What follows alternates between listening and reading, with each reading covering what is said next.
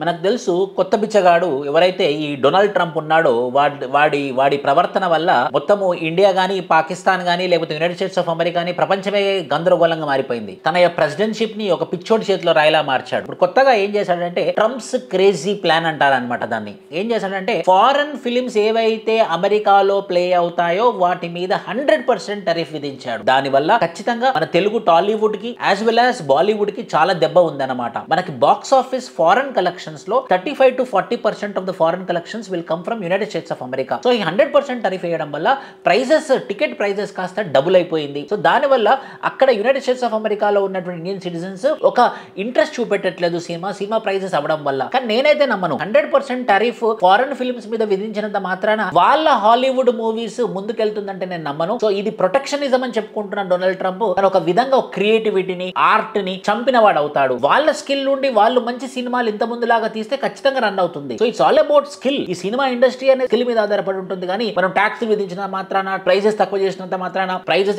మాత్రాన సినిమా నడుస్తుంది అంటే అబద్ధం. ఇందులో మీ ఒపీనియన్ ఏంటో కింద కామెంట్ బాక్స్ లో పెట్టండి. Thank you. జై హింద్.